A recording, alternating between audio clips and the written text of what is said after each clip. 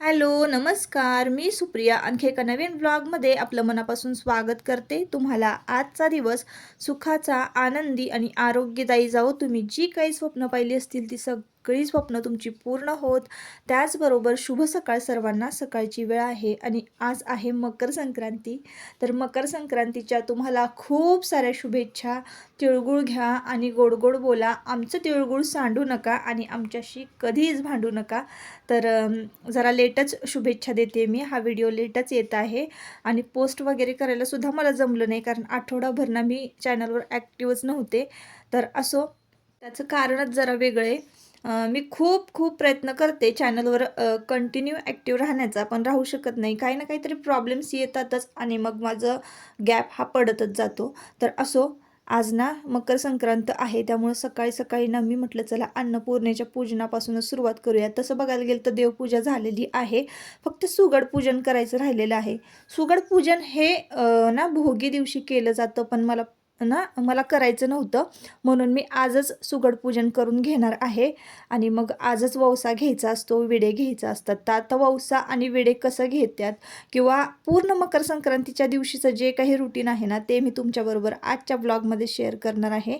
तर आधी अन्नपूर्णेचं पूजन करून घेतलं. पुरणपोळीचा स्वयंपाक म्हटलं की नाही, म्हणजे रोजच मी तसं करते, पण विशेष मग पुरणपोळीचा स्वयंपाक असेल तर अन्नपूर्णेचं पूजन करायचंच, म्हणजे आपला स्वयंपाक छान होतो. अन्नपूर्णा देवीचा आपल्यावर आशीर्वाद राहतो. असो, तर डाळ ना स्वच्छ धुवून घेतली आणि मग शिजायला घातलेली आहे. डाळ शिजायला घालताना ना मी पाणी डाळीचं कोमट करून घेते. आज पुरणपोळी करायची असते आणि डाळ शिजायला घातली एका बाजूला आणि इकडे खाली अंगणामध्ये आलेले आहे. तर आता की नाही आज खूप दिवसातनं मला ना अंगण लोटण्याचा योग आलेला आहे, कारण पुढे घरापुढे ना बांधकाम चालू झालेलं होतं ना, तर अजिबात मला अंगण वगैरे लोटता येत नव्हतं किंवा सडा मारता येत नव्हता, कारण तिथले कामगार ना अंगणातच काम करत बसलेले असायचे आणि खूप सकाळी सकाळी ते यायचे लवकर. मी उठल्यानंतरच म्हणजे माझी आंघोळ वगैरे झाली की 7च्या दरम्यान जरी आपण झाडू मारायचं म्हटलं ना, तरी ते आलेले असायचेत कामगारांना. मला लोटताच यायचं नाही. तर मग खूप दिवसातनं आज मी झाडू मारते खाली अंगणामध्ये आणि मला हे खूप आवडतं रुटीन, म्हणजे हे कामच माझं आवडीचं आहे, सडा रांगोळी करणं.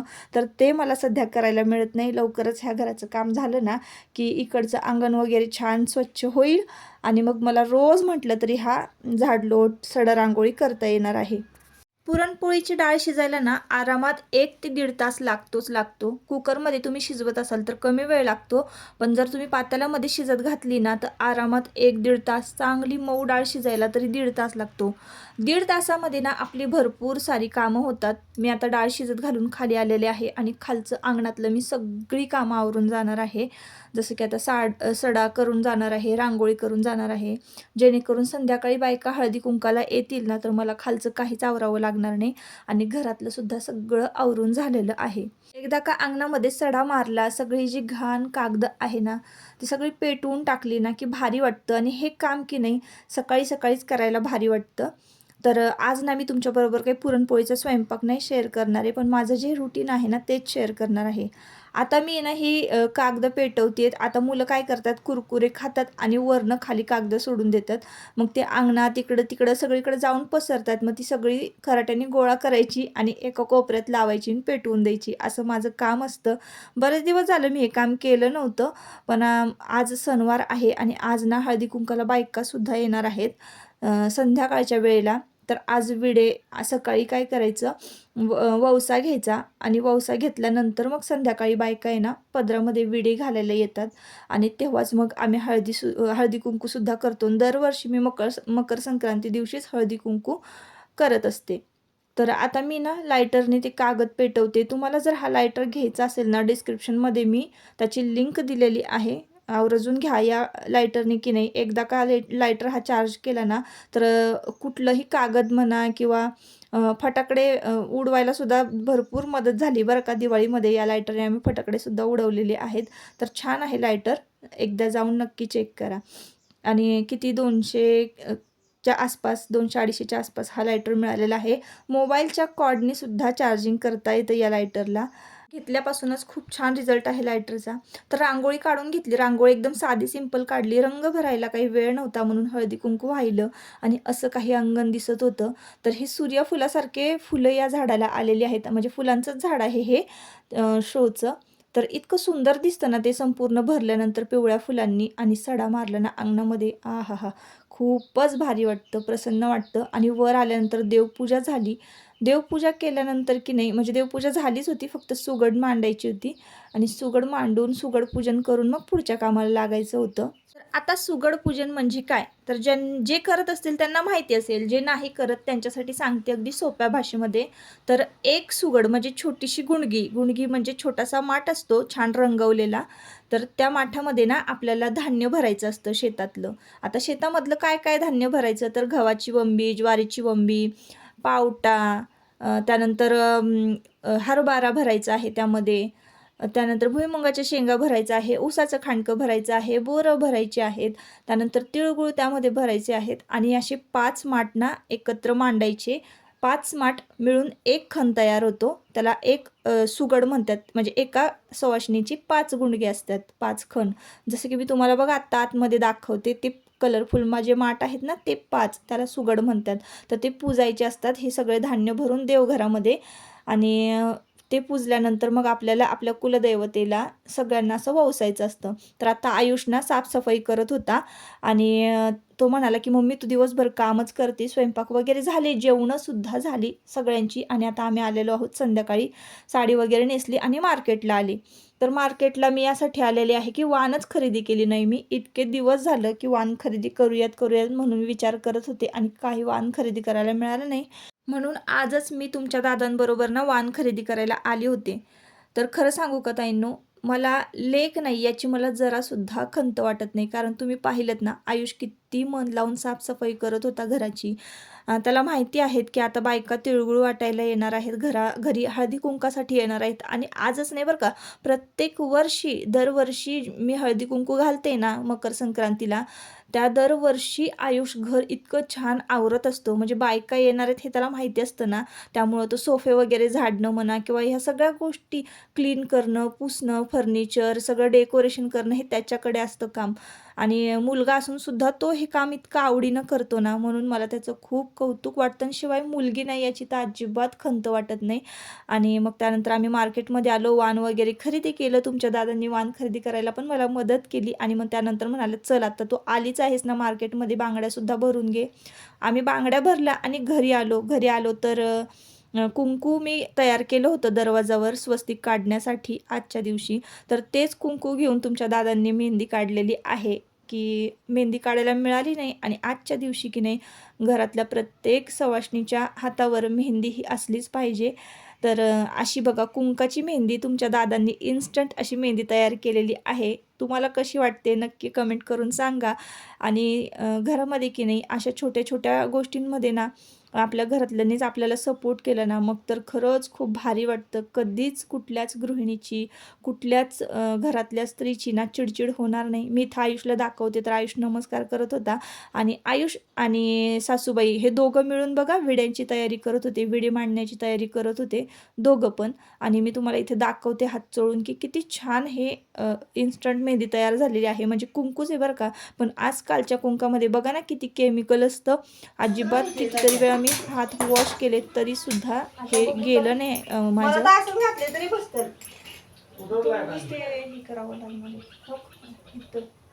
इथं ना तोडायला लागतं मला व्हायचं. बस ठेव खाली. काय करणार आहे. बस जाऊ दे, आणलं एक्स्ट्रा काही गुंडळून घालू. नाही गुंडळायचं, येणारच नाही. घेऊ नाही तोडायला लागायचा. मग तुम्ही डायरेक्ट घालता येऊ शकते ना. मग डायरेक्ट कुठं पुढं कुठं घालायचं. येड्यासारखं सगळीकडं तापवायला लागतं तवा ती फासाटतं. असं आहे का? मग असं घालतात का चुड? राहू दे तू घालूच नकोस बाया. ते काय करायचं मरू दे माहितीये का तिकडं. नाही नाही तिला येत नाही न काय नाही बाबा. येड्याचा बाजार आहे त्या बाईचा अशी नुसता. बावळाटावानी करते. मला येत की घालता मी म्हटलं इथं तोडून घालू नको नको तू घालूच नकोस.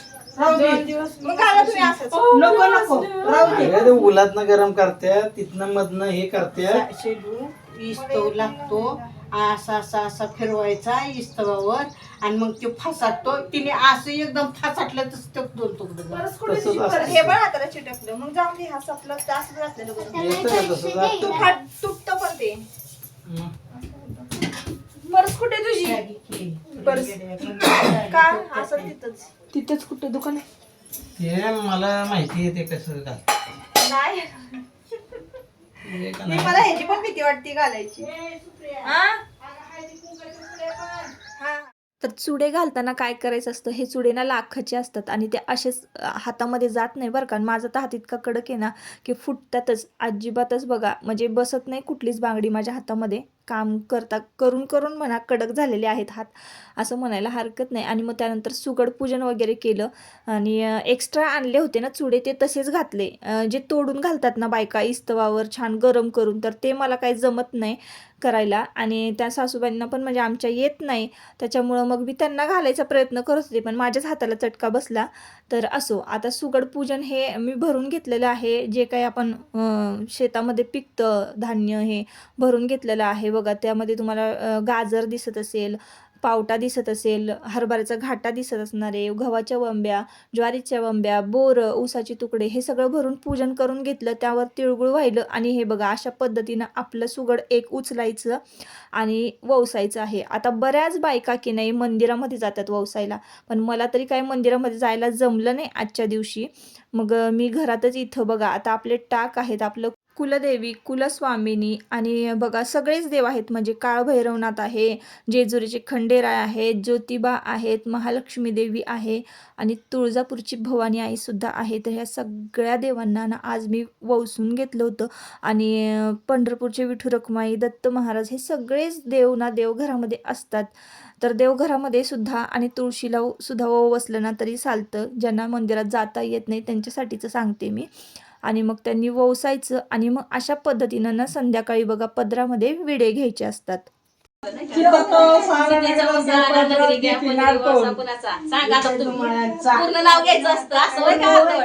मकर संक्रांतीच्या दिवशी ना आमच्याकडे दिवसभर लाईट गेली होती. लाईटीचं काम चालू होतं त्यामुळे ना आधीचं शूटिंग जे आहे तेवढं क्लिअर नसेल आलं. आत्ताच लाईट आलेली आहे आणि आता ना विडे घेऊन झालेले आहेत. तर आमच्या दोघींचीही 25-25चा विडा असतो. आता माझा विडा मांडलेला आहे. आता विडा मांडायचा कसा, तर प्रत्येकी 5 खाऊची पानं असतात म्हणजे नागवेलीचे.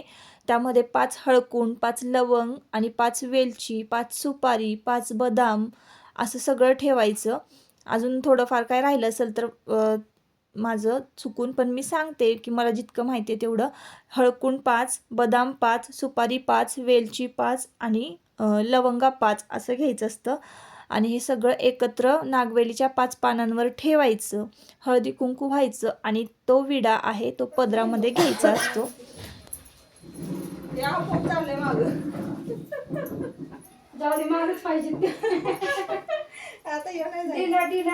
घातलं ना म्हणजे मागं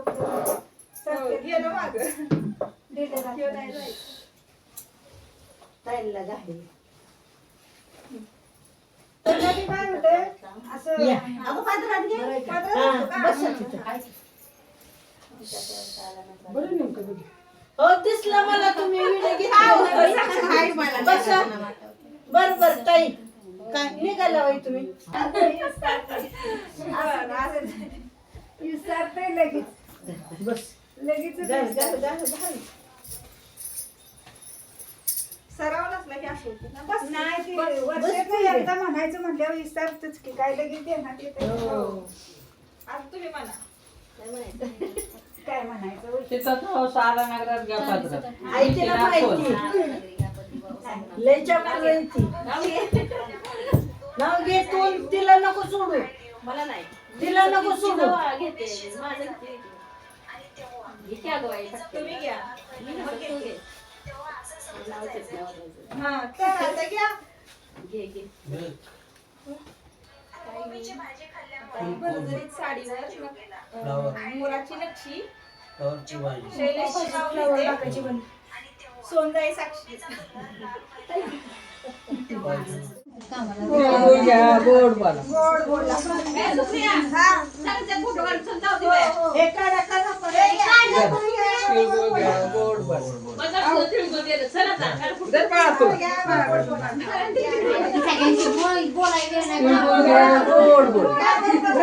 तुझं नाव गेलं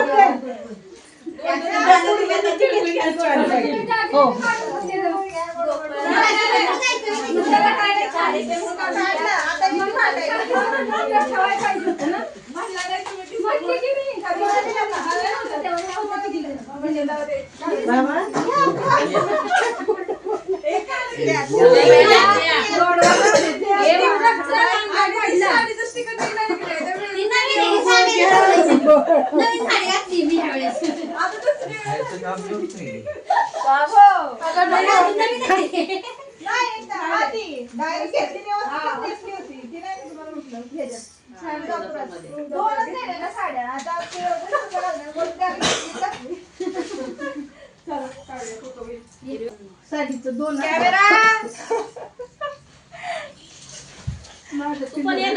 हा येते तर बघा सगळ्यांबरोबर ना खचाखच फोटो काढून झाले. सगळ्या मैत्रिणींच्या गोड गोड आठवणी साठवून ठेवल्या, कारण आजच्या दिवशी ना खूप छान छान नटलेल्या असतात, सगळ्या छान मेकअप केलेला असतो आणि तीच गोड आठवण वर्षभर टिकून म्हणजे फोटोमध्ये सेव्ह राहते. तर असो, तर चला आजच्या ब्लॉगचा मी शेवट इथंच करते. संध्याकाळची वेळ झाली आणि मैत्रिणी निघाल्या आपापल्या घरी. मला सुद्धा हळदी कुंकाला त्यांच्याबरोबर जायचं होतं. तिकडनं आल्यानंतर बघा काहीशी मी अशी दिसत होते. आजच्या दिवशी ना बायकांनी हळदी कुंकू लावून लावून काहीसं असं केलेलं असतं तोंड. तर सगळं हळदी कुंकानीच तोंड भरलेलं असतं, डोकं सुद्धा मध्ये भांगामध्ये सुद्धा कुंकू भरलेलं असतं. तर असो, स्वतःची काळजी घ्या आणि मजेत राहा. परत भेटूया नेक्स्ट ब्लॉगमध्ये. Bye bye.